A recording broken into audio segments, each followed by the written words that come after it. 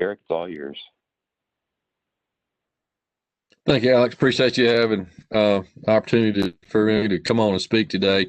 Um, for those in attendance today, one of the things we want to do that we had shared with Mayor and Commission is part of the Firefly Trail Subproject 3. Mayor and Commission had previously approved the preliminary plans for that, and that area of trail is from Hancock Road down following the old rail bed alignment to the red light there at Winterville with Athens Road, Cherokee Road, the intersection there with the red light in downtown Winterville. One of the caveats to that approval that Mayor and Commission made was in and around as it's coming into the Winterville area around the Oakmont subdivision, along Morse Grove Road, and that particular junction of the trail section. They asked us, they did not approve that as a preliminary plan, and they asked us to look at some alternative analysis there. And so we had the opportunity to look at that. One of the things we want to do today is just kind of share where we're at with that analysis, and then also give an opportunity as we move forward, and either Alex and maybe Todd can share the opportunities after the meeting or after the presentation to get get your comments online so we have a good record of that. And we also have some in-person sessions coming up in the next week or so. And then the timeline on that is we'll do this today, make this video available for viewing on the website. We'll get some more information on that from Todd and Alex at a later time. Have the public input, in-person sessions, and give plenty of opportunity for citizens and the public alike to digest that and formulate any comments that they may have that they would like us to know or Mayor and Commission to know. And so the public comment period will take us through the holiday season, and we'll stop the online public comment period about January 10th, allowing us to combine those comments, get them organized, and then we can share those with the Mayor and Commission with a final recommendation to move forward with this section of trail. So with that in mind, I'd like to share my screen.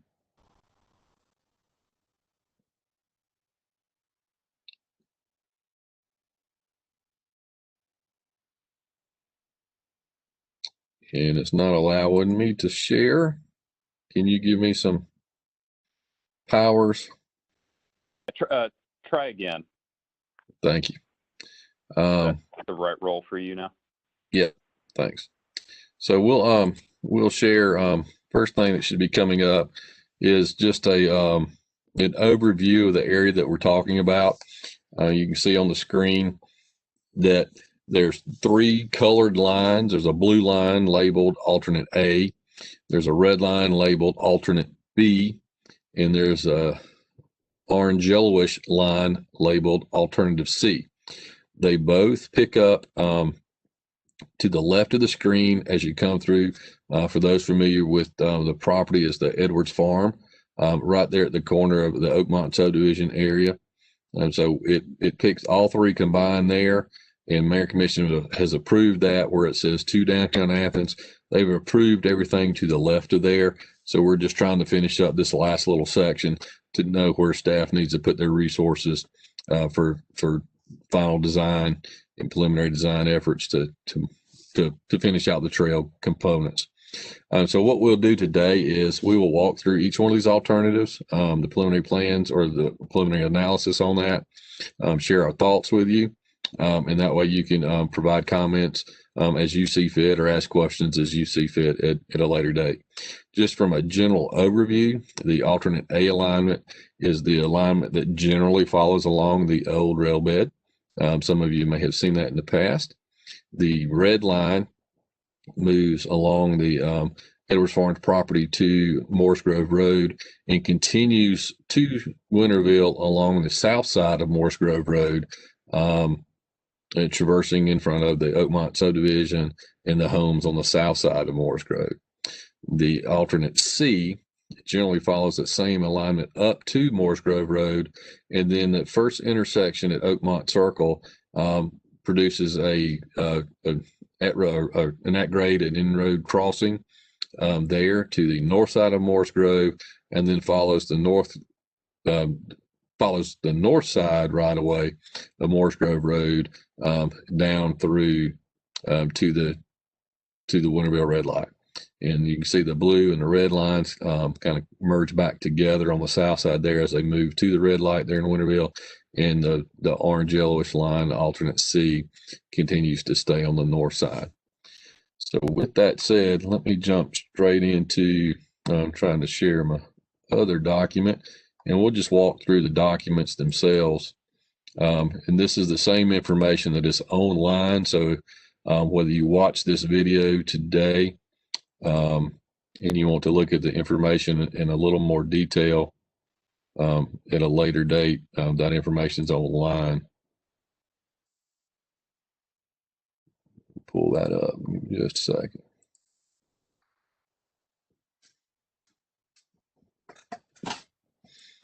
Right, so this is our Firefly Trail Phase 3, our alternative alignment analysis that we're looking at and that we want to get public comment on. Again, this was an effort that Mayor and Commission requested that we do. Some of those in the public requested that directly from their commissioners, and that's what the direction that we were given, so we're happy to do so. Again, the colors are a little different, but you can see the alternate alignment A here on the plans follow generally the old rail bed, and the other two alignments, B and C, move up to Morse Grove Road. And we'll do one at a time, and we'll just go straight through. So we'll start with alternate A. Again, this is the generally this is the what you're seeing is a plan and profile view of the preliminary plans that stays on the old railroad alignment, and it's coming through the Edwards Farm, and it generally picks up between the Edwards Farm and the Anderson Farm as you move towards town. This is the property line. You get right to the corner. You can see the property line angled up to the left. That's where everything converges or diverges rather on the alternates. So we continue along the old railroad bed. You can start to see one or two of the small or one or two of the lots from the Oakmont subdivision coming into play. Again, we continue on. We continue on the old rail bed. You can see the plan and profile sheets. We continue along the old rail bed. We get a little bit closer behind the Oakmont subdivision property or subdivision, I'm sorry. And you can see we start diverging a little bit. And you can see right here at this match line to the right of the page, there's an existing structure. We would need to put in some storm drain there, and we're trying to avoid that structure the best we can. Then again, we continue on, again, coming around from the left-hand side, the match line, that existing structure, barn and shed and garage building that you see there on the left. We continue on. Then you come to two buildings, garage and sheds. One is to the northern property owner, and one is to the southern property owner. We feel like the opportunity right in here would have to be that both or one of those buildings would more than likely have to be relocated or removed from the alignment. Eric, for the benefit of the viewers, can you tell us what the bottom half of the page is showing? There's a question about that. I didn't want to go too far. Oh, sure. Sorry. When in terminology, when we talk about a plan and profile sheet, the top half, of course, is the plan 2D plan view that you see on the top. The bottom part is the profile. That is the vertical alignment that you would see on the trail. So when you see the like 1%, 1.5%, or negative percent, those are the slopes on the trail that you see. So you can generally see how flat the trail and the alignment would be following the old rail bed. Good question. Moving back, you can see where, again, we've talked about moving through the two structures there. Again, we know that's a imposition to those property owners. However, the alignment would make us move through there. We continue to follow generally along the old rail bed up against the old right-of-way line. And then we continue on. There's another structure at the neighboring property. They're right next to the match line at 159+00, which is the dark bold line to the right. and we continue on along there, shifting a little bit to the north off the along the rail bed, trying to avoid a little bit of the swells and some condition issues here due to some drainage. We may, in this area, we may have to make some additional adjustment to the north slightly to make the storm drainage work through here. We know a lot of water there, and so we just want to, again, this is from an alternative analysis that may be a requirement if Mayor Commission choose to pursue this alignment. Then as we continue to the east, you can tell that we have a drift back towards the original alignment to get in the middle of the trail, get back on top of the existing line, historic line. And then we continue on the historic rail bed. This is in a cut section. This is the properties to the north and the south sit higher than the rail bed does. So it sits down a little bit. And then we continue on the old rail bed where we cross Gordon Circle there at Morse Grove Road. And then we continue on, and then we bump up a little bit closer to Morse Grove Road, trying to get a little bit closer to the edge of pavement, following that down to the red light intersection where the existing roadway crossings are for the users. All right, and that's the alignment A. Alex, would you prefer me to pause and see if there's any questions specifically regarding A? I mean, yeah, that's if anyone wants to raise their hand or type in a question, that's great. There is one question sitting in the chat. I don't know if you want to address it as you go or not, but the question is, do you know if there are any buried utilities in either of in alternate B or C? Yes, we know there's utilities along the roadways to the order of magnitude. I'm not confident at this point in time, but we know there's buried power, buried water. Of course, there's buried water, but there's buried power. There's buried phone, and some other utilities. We do know that. Okay. There's a raised hand from Lauren. I'm gonna unmute you real quick. All right, you should be able to speak now. Hey guys, this is Lauren from Athens in Motion and SPLOST. Derek, I was wondering about those two buildings that are really close together with the northern property owner and the southern property owner. It looks like the northern property owner's building is over the line. Is that right? It's really tight in there, isn't it? It really is, Lauren. It's really tight. As far as the final property line, there's a fence line that's back there. One of the things from actual survey work, we would need to verify some of the property lines to confirm the final.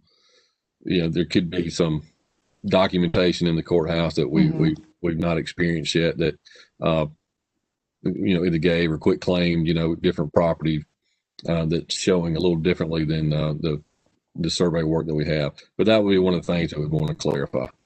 Gotcha. And along those lines, as far as those structures go, are they supposed to be like a certain number of feet from the property boundary? Are these structures grandfathered in? Is it a zoning kind of thing? Will we have to, if we take out the buildings, will we have to set them back a certain number of feet from their new property line? Any ideas?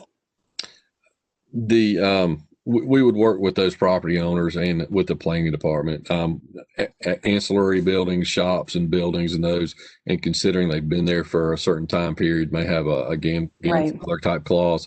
So depending on the type of structure, what the property owner may or may not want to do with it, there's several questions along those lines that, if this is the alternative analysis that Mayor and Commission want us to pursue, then we'll get a little bit more detailed in that investigation as part of the final alignment. Gotcha. And if I may, just one more question. You mentioned stormwater and drainage issues along this route, this option A. Are these significant issues? Is this the kind of thing that's surmountable with just some extra work? Like, how severe are these issues? There's a substantial amount of stormwater because if you think about if you're familiar with the area, you've got Morse Grove Road is kind of at a high point almost, and the water from the south side really drains towards this area. So there's a significant amount of acreage that moves down here, but the final stormwater design, we believe that we can, if this is the alignment Mayor and Commission want us to pursue, then, we believe that we can facilitate that, capture that water, move it through there, and do it in a manner that won't impact the trail or the property owners. Thank you, Derek. Mm-hmm. And just, you will have to unraise your hand, which could be helpful Sure. if you have a question further down. Thanks.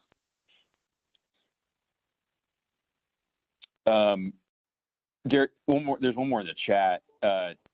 Is there one side of the road that has more utility conflicts than the other? I think that's what Bruce is asking. Not necessarily, not that we know of right now, because we know, again, and we can talk about those a little bit more as we go through the alternative analysis. Okay, thank you. Mm-hmm. Well, unless somebody else, I'll move on to B. Yeah, I'm not seeing anything else. Okay. All right. Alternative alignment B, again, this arrow point here is just the common denominator between all the different alternatives.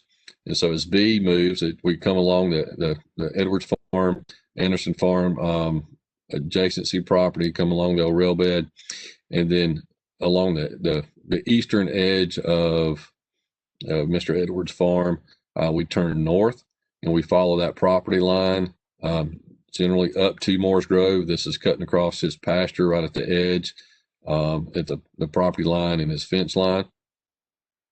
Now, need to put in there's a little swale area there that's we need to put some storm drain in there. And so you can see it shown. And we continue out towards Morse Grove Road, and then we make not a 90-degree turn, but a sharp turn to follow towards Winterville along Morse Grove Road. And then here we stay along the southern side of Morse Grove Road, and you can see the trail, on average, anywhere from 8.5 to 10.5 feet away from the edge of pavement. So we continue there. We cross the first section of Oakmont Circle. Continuing on, you can see the homes there. We would need to ditch that area, reestablish those driveways and ditch line to make the trail work. There will be probably significant tree removal in this area to make that work, of course, in a nice little section of temporary construction easement to facilitate this work. So these property owners right in here would be impacted with several tree removal along the frontage. And then we continue along the south side. You can see we're 8-10 feet away from the property. It varies. I mean, the pavement, I'm sorry. It varies through there. And you can see we get to the other intersection there with Oakmont Circle. And then we continue on the south side of the trail or south side of the roadway. Again, these lots are larger and more spacious, if you would, from their driveways. Again, still some front yard work that would need to be done and temporary construction easements to facilitate the trail through here. They're just not as condensed as the first section there at Oakmont subdivision. Then we continue on. Again, just generally following the alignment along the edge of the road, bringing the trail along. We'll get back to where the trail section will cross Gordon Circle. Again, that's just generally where we picked up from the alternate A, and you can see how we just continue to follow along the edge of the road bed. And in there at the red light, right by I believe it's on the Vine store right there at that corner. And so you would hook up to the existing roadway crossing, and then you would connect to the existing Winterville section of the trail that we just completed.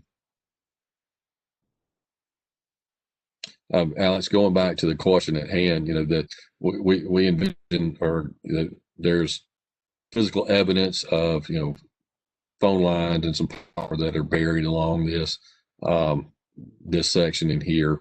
And we're working with our design team to really identify the majority of those, so we can work around those.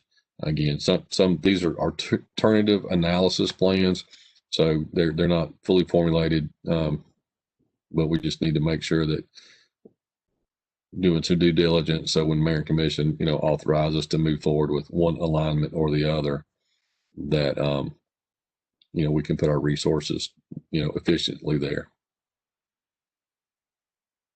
Sorry, any specific questions there, Alex, that are popped up we can maybe help answer? Any hands or questions or chats about alternate B? Henry Strong, I will unmute you. I see that you have a question. So, can you hear Mr. me? Strong, Can yeah. you hear us? Yeah. Okay. Our question is that on this path that you're taking, most of our neighbors on this side of the street, you're basically taking half of our front yard out.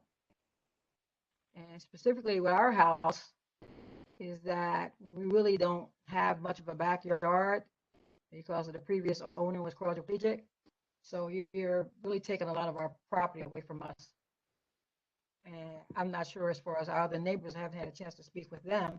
But on this side of the road, most of us, our houses does not sit back that far. And we have a few houses that sit back really deep, but on this particular side of the road, you're basically taking out most of our front yard. The other side sits back further. The other side sits back much further than we do. Yes, and that's why we acknowledged, I'm sorry, chair got turned around. Yes, ma'am. And that's the purpose of the alternative analysis that Mayor and Commission asked us to look at, is to provide some alternatives so that those along the section, whether it's A, B, or C, can have an opportunity to provide some public comment, and we can take that comment and share that with the Mayor and Commission. We agree that, along this area, along alignment B, it really would probably denude a lot of the front yard area. Some of the area would be temporary construction, and so that would be returned to the property owner, after construction, but it still would be impacted by some tree removal and those types of things. So we acknowledge that that's a potential issue with those property owners like yourselves and your potential neighbors, and that's why we have these comments and have these opportunities for public input. And I think the best course of action again is if you can put those comments in writing. And it's not that we don't want to take notes, we just can't do that collectively for everyone. So if we can get you to get that on record, we're happy to share all these comments with the Mayor and Commission and let them know. We actually put it in the comment sections already, or whatever. We already did that already. Great. But Thank you you. could actually be taken out, like I said, the bikes and the runners and walkers be basically almost on our front porch. Yes, ma'am. Okay. And we understand different alignments. And again, we're not trying to not be respectful for everybody's opinion. Again, each alignment affects different property owners differently, and we understand that. However, we've been tasked to look at this, and that's why we want to make sure those comments are captured so we can share with our elected officials. And we hate to lose that long line of trees that are stretched from here all the way down to the red light, also on this side of the road. I understand. And that's a good segue. There is a question also about those trees. So, Strongs, are you good if I remute you guys? Go ahead. Yes, go ahead. Okay. So the question is, those trees, would replacement trees be planted as part of the project? Because there is a ornamental trees all on that side under alternate B. Typically, we would work with the property owners because different property owners envision and have expectations differently. on vegetation there. So I know I've spoken to one gentleman out there that if the Mayor Commission pursued alternate B, he's appreciative of the trees to be removed because he thinks they're maybe at the end of their life cycle and he would like to plant something else. So we would work with the property owner the best we can in a manner that is befitting the project without a custom landscape plan for each individual yard. So, and we've done that in the past on some projects. We've the trees or vegetation that we remove, we've worked with those property owners to either provide them an opportunity to plant an additional tree or two at their choosing, or some other type of vegetation. And again, some property owners have chosen not to replace anything because they feel there may be a benefit to having those removed outside their cost and being part of the project. So we would work with the property owners on that. Perfect. I don't see any other hands, questions. Yeah, if you want to roll on, Derek. All right. Well, we'll continue on to alternate C. Again, the common denominator, if you would, that this point in space that all the alternatives begin. Continuing again we start at the Edwards Farm. We turn north along that property line like we shared earlier. It's the same plan as alternate B through this section. Again, same drawing, just a different label. So it's some pipe in the ground. We move forward. We make the turn at Morse Grove Road, and then this is where we change from B to C in a more significant manner. Is right before you get to the first Oakmont Circle intersection, following the trail alignment. Would be an at-road crossing or an at-grade crossing across the road. And so you can see it makes kind of a hard 90, goes across and makes another hard 90 on the north side. This is, we typically try to reserve, roadway crossings to more stop controlled or signal controlled intersections. However, we since there's not one in this area, we've got about as close as we feel comfortable getting it to at least an intersection. And one of the things we would have to work with with our transportation traffic engineering department is if Mayor Commission chose for us to pursue alternate C alignment, is to making sure that we've got the appropriate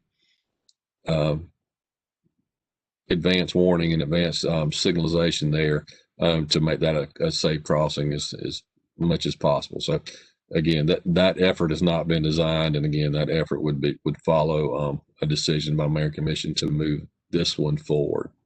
But as you can see, we crossed the road, make another turn, and now we generally follow from here. Now we generally follow Morse Grove Road to the east towards Winterville on this side. Now, just due to the topography, you'll notice that this section of trail sits farther off the road in the 20 to 25 foot section, giving a larger buffer along the roadway section. Again, we've got plenty of some constructability work there, rebuilding a couple driveways, reditching that line. Again, and part of that's just the differences between all three is just how the topography of the land lays. We continue on, we get up to the Oakmont Court Road. We traverse across there. Then we continue on. This is an area where I think we pick up the existing sidewalk this along Morse Grove Road. That existing sidewalk, we've looked at that and we've looked at some alternatives there. And we believe the best recommendation would be to remove it completely and build the trail together as a unison product.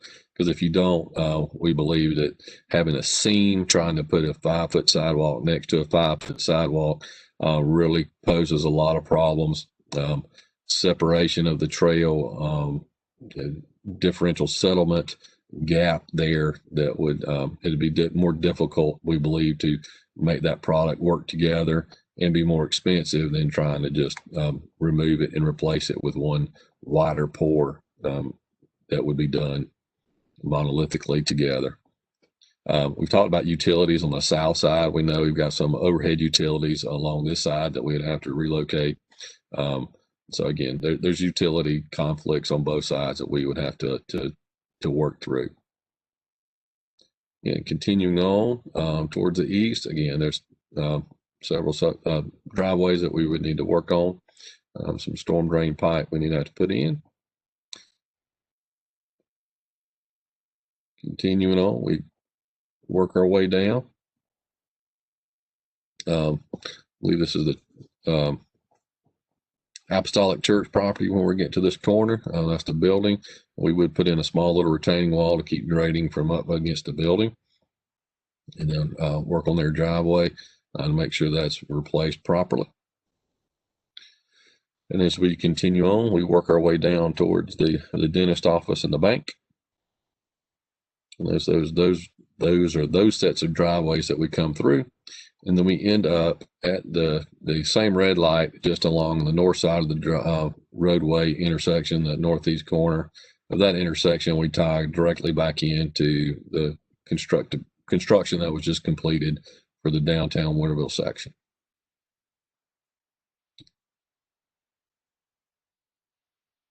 All right, Alex, anybody have a question? Yeah, so I'll read this one out loud. It's from John and with Firefly Inc. So an area property owner mentioned something about lowering the speed limit on Morse Grove. So is it easy to do that if C was chosen? Would lowering the speed limit be part of the project? Lowering the speed limit along Morse Grove Road would be a effort that we would undertake if whether a mayor commission chose to do option B or C. However, it is not a just go change the signs. It is an involved effort. We would work definitely very closely with our transportation and public engineering, traffic engineering department. There are several considerations that go into that, possibly speed studies, coordination with the Department of Transportation, even though it's a local road. There's several enforcement type actions that have to go through them to make these changes. So I would say it would be one effort of traffic calming that we would like to look at. However, there's no guarantee. And again, that there are some outside forces there that would have to be in agreement and be on board with that. Sometimes in the past, we've done speed studies on different highways and roadways. And then sometimes, unfortunately, the data reveals that, the speed limit may be too low. I don't envision that here. However, it's just one of the components that, again, we want to be able to focus our efforts in an efficient manner. And so, again, these are alternative analysis alignments to give these questions and gives opportunities and gives mayor and commission, hopefully enough data to make a decision to instruct staff on which way to further mature the plans. Thanks for that. I'm going to go back to the Strongs. There's another question that they've got. All right, you guys should be unmuted now. Hello? What was your question? Come back to your Hi. question. You guys, I believe, said you had another question. Oh, that question was for when you was on B. I guess you missed me. It's okay. Okay, all right, good deal. Thank you. I'm going to mute you guys again.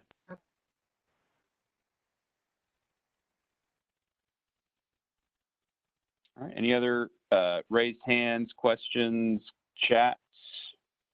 Okay, Lauren, let me select you. All right, you're live now. Hello again. So there's some complications with all these routes. With option A, we've got some drainage issues and some buildings, and option B, potentially buried utilities and more driveways and losing the trees. And then option C would also involve relocating some utility lines. So what are we talking about in terms of cost here? What are some cost differences? And I understand that this is just analyses. We don't know what everything's going to be like yet, but what's it looking like so far?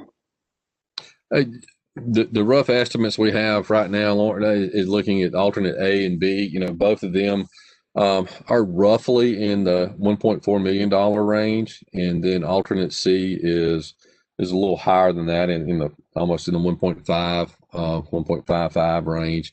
Several of these prices, of course, we have allowances in there because we don't know the exact cost because we haven't been able a chance to mature those yet.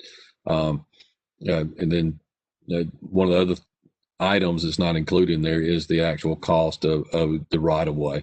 And so one of the things that we'd have to do, depending on the alignment, is get the final appraisals done, depending on how much land permanently or temporarily would be needed. Get those final evaluations completed as well to stiffen those numbers up, if you would. Thank you. Thanks. Mm-hmm. So again, that segued to another question someone just asked. So it sounds like the most expensive is C, and then A and B are loosely the same when it comes to construction costs. What about timeline? Is there any of these that would be quickest or longest to complete? I would say that there generally would be roughly in the same time frame. I mean, if it was a difference, or if there is a difference, it's from a constructability standpoint, are going to be, the differences are going to be in weeks. It's not a very large amount of time. Okay. Another question, and I think I would know I think you've alluded to this.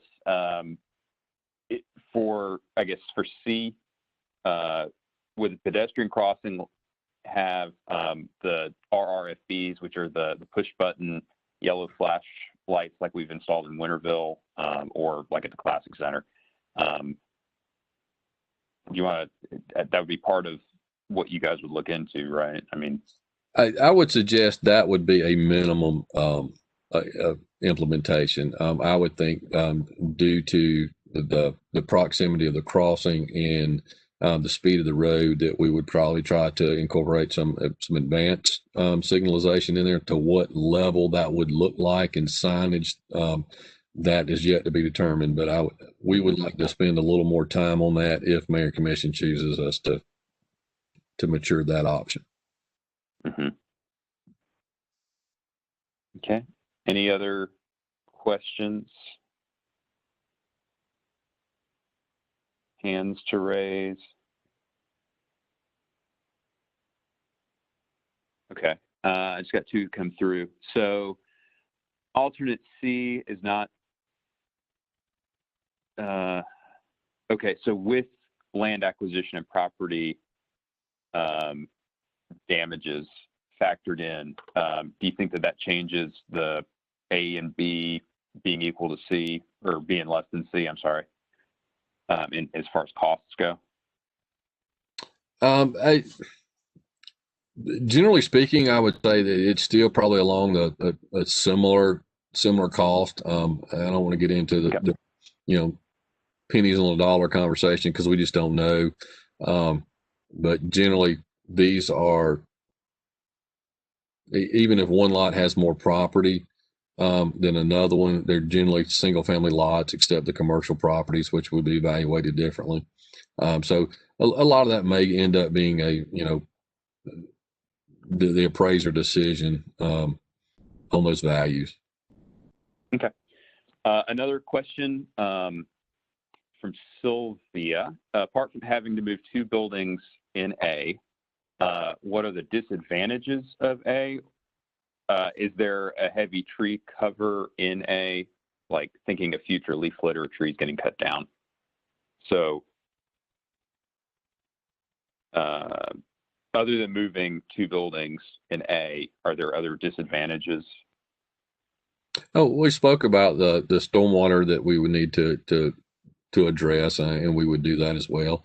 I think that the general alignment is still, I'll say, virtually clear. I mean, there's trees there, and some of them would need to be removed along the banks, depending on the proximity, the root structure, some of the other concerns. I would say some of this again is beauty is not out of the beholder, so to speak. Some of the negatives that we've heard, it would be they would be in the backyards of several of those neighbors. Unlike not unlike rather that alternate B and C would be in the front yards of the neighbors. So again, it's hard for us from a staff standpoint to to articulate, which one is better or not. I think it really depends on your location and your personal preference of where the trail is, and the adjacency of your trail, in compared to your property. So I think that's a little subjective for us to try to answer. But again, that's why we want the comments. We want to be able to share everybody's story with the mayor and commission via the comments. And that way we're not interjecting or having a failure to leave something out that's not important to one of those homeowners or property owners. Is it fair to say that A has the most property own or private property owners, and then C has the fewest private property owners for easement acquisition? Just by sheer number, I would generally say that's pretty close. The property along A has very little public right of way currently, so all that land would be acquired from a private property owner. Whether it's neighbors across from the trail or along one side, because I think Oakmont, the rear of Oakmont subdivision generally stops at the edge of the old right of way, and the owners to the south own the old rail bed. So while there's numerous lots there that would be, adjacently impacted, you may not need physical land from that property owner. So it just kind of depends on where you are and how much temporary access that you need for construction. That's a great segue. So question is, how much of alternate C is already public ownership? How much of C? Yeah, how much of alternate C, north side of Morse Grove, is already under, I guess, county ownership? Well, B and C, both the right of way,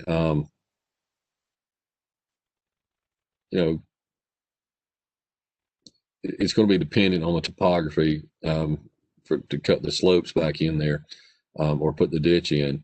But generally speaking, I believe C is pushed a little further into the private property, because of the topography and trying to have that ditch. The way the topography lays, the ditch is more beneficial being in between the trail and the road section.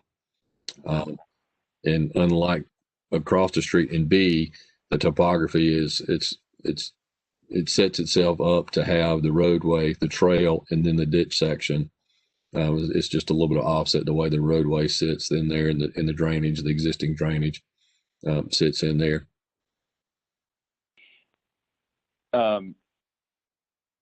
I'm sorry, I should know this, but I'll say this in front of everyone. So the question is, it seems like A is the most aesthetic option. It's a question with a question mark at the end, but as far as aesthetics go, now there are some renderings that we had at the last public input. Are those, Todd may have to answer this, or do we have those available for people to see? Which mainly dealt with the alignment A. We had, and most of those renderings, Alex, were in the area that mayor and commission previously approved. Okay. There's not apples to apples comparison for the alignments here. Okay. So visual mitigation, or let's see. So the question is, what visual mitigations are being considered for alternate A? I'm unclear of the terminology. I'm sorry. The next question from a different person actually speaks to privacy fencing, so maybe that's the first one. So seems like privacy fencing, and it's not my words, these are from a person. So seems like privacy fencing would be a good option for those with the trail in their backyard, no way to screen the trail for the people potentially losing part of their front yard. Okay, so not really a question, but one thing I don't know if we ever really talked about, but I've heard in our previous public input sessions are sometimes the trail is below grade in the alternate, and the rail bed is below grade, correct? Yes. Yeah.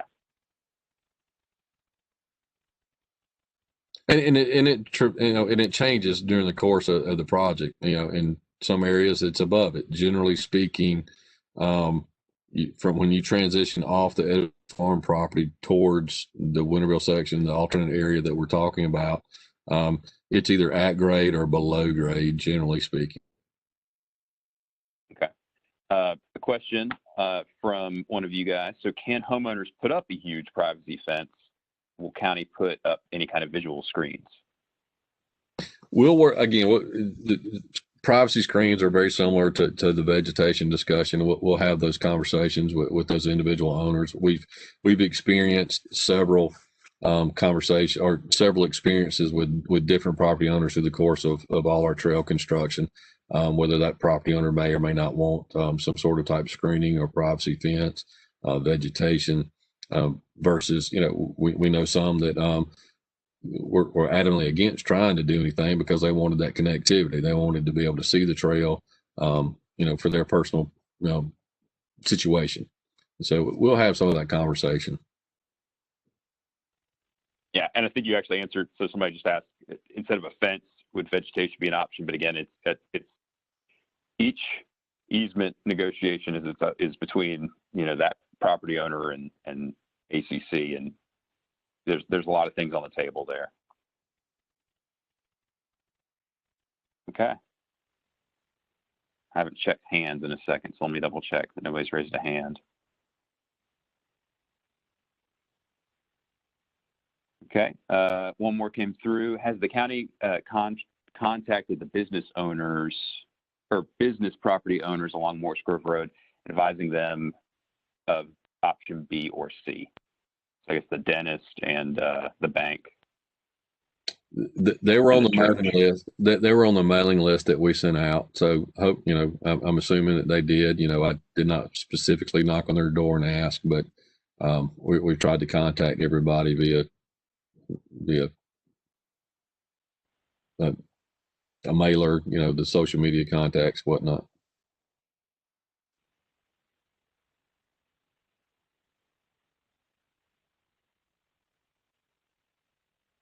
Okay.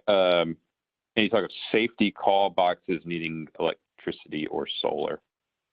I know that usually when we put things in, they are the idea is to try and make them as independent as possible, because that's what I deal with, is the actual, once the trail's built, keeping up with it, the operation side of it. All of the RRFBs, which are the push button flashers, are solar. When in an extreme condition where we'd have to run power to it because there's tree canopy cover, that's something that we just kind of deal with case by case.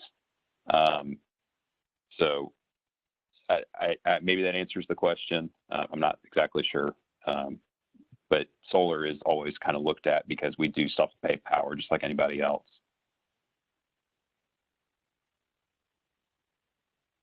When was the mailing done, Derek? Well, there's been several mailings. Of course, we had the mailings done, and we were looking at the whole alignment prior to the alternative analysis done. And then I believe Coast Guard, hopefully, I believe the postcards went out beginning of last week. And they were everyone within this general area. Is that kind of what the net was for this mailing? We tried to identify everybody that it touched, the alignment and the general proximity. Now, there's about 180 cards that went out, I know.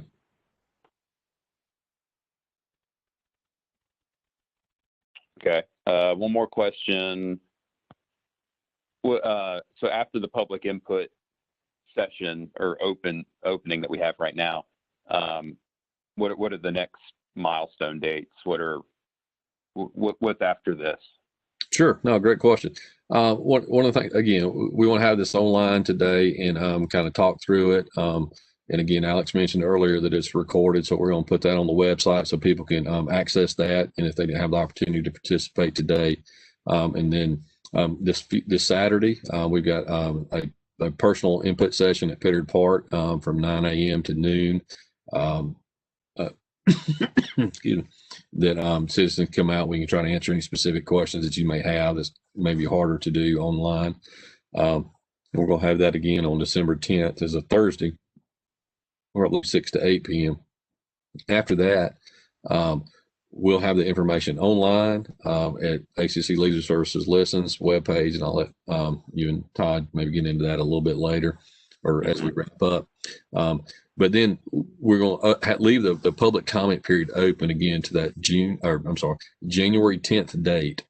And then after the January 10th date, we will summarize those documents. We will put them in a manner that we can hopefully garner, if you would, the largest opinion and look at the pros and cons that were identified, share those from mayor and commission, work with our user group, our working group that is made up of staff and citizen members, and come up and have that group make a formal recommendation to mayor and commission for consideration.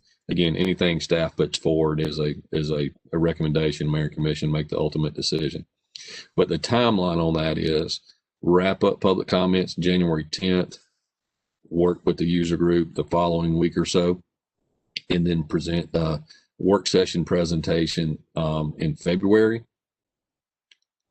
So we would take that to mayor and commission and with a formal recommendation with the comments that were provided, and in February that would align us for a what staff refers to as the February-March cycle for mayor and commission approval.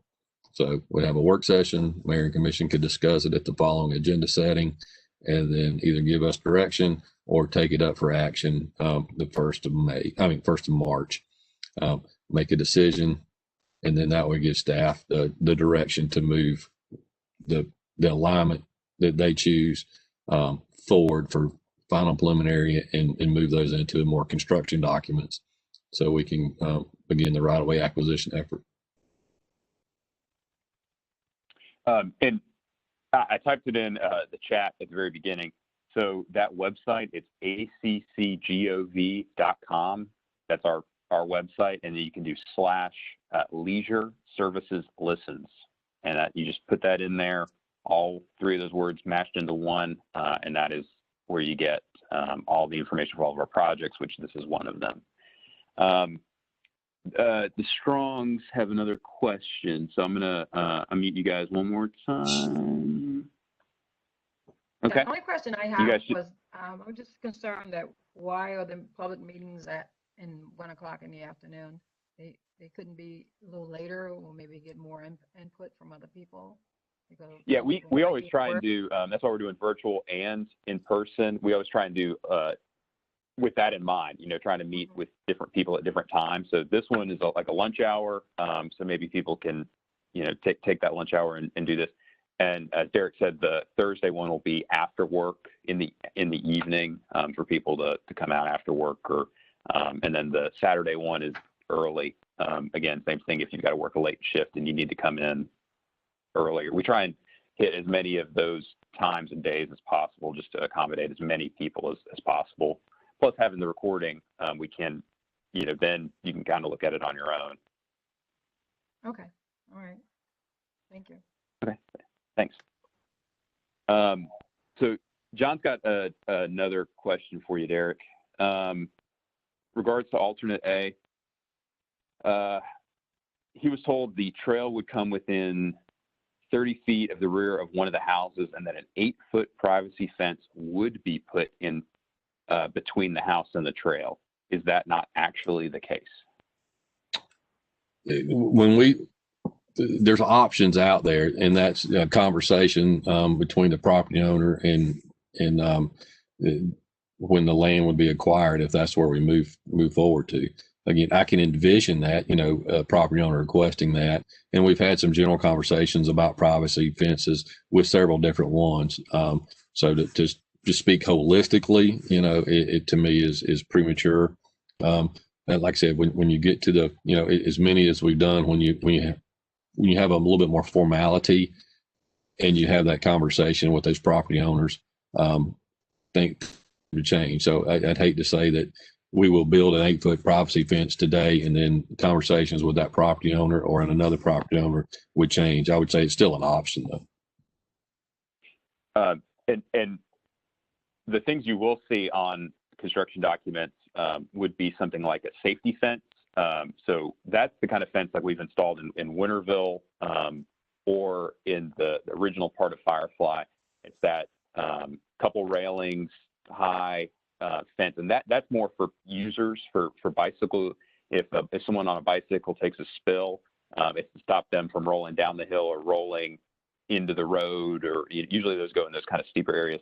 So those kind of things would be on the plans for the safety of the user, and that's completely separate from any kind of privacy fence or vegetation or anything like that. Two different structures that are both fence-like, but they have different goals.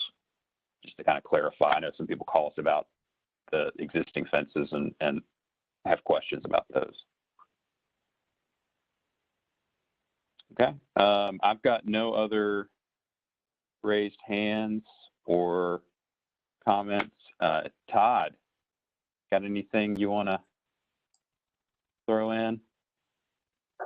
Not really. I think we've covered basically everything on the website, and just to keep adding that the plans that Derek showed, if you go to the project information page for it, and then you scroll down to the point where it says additional information, there's a tab, and if you click on that tab, you'll see the interactive map that we have that has the survey in it. You'll see that alternative route map that Derek started the presentation with, the overview, and then you'll see the alternate route analysis plans. So those were the plans that Derek went through, showing the layout of each trail segment, and then additionally the input, the information from the previous public input is there as well, as far as those photo renderings and the preliminary plans and the online meeting, if you ever wanted to go back and see everything. So, but all that information is on the web page, the project page. So, and we really encourage everybody to go look at that. And I'll share that the survey, we talk about public comments. There's actual survey on there with some minor questions, and then an opportunity to provide just general comments. And we would encourage you, it helps us from staff. Alex looks at them, Todd looks at them, or other people look at them, and that gives us the information that we take back to Mayor and Commission. So we truly encourage you to utilize that survey function, and then also, share that with the people that you feel is appropriate, whether it be neighbors, bike users, trail users, pedestrian users, those that you want to, the group of people that you feel like is important to you to get that information out. That is the best way for us to receive those comments. All right, good deal. Thank you guys for your time. Everyone who participated today. Thanks, Derek and Todd, for bringing all this forward, and give us a day, probably maybe two, to get this recording kind of transferred over, and then it will be also up on that Leisure Services Listens webpage. So with that, thank you all, and I'm going to stop recording, and have a great day. Thank you.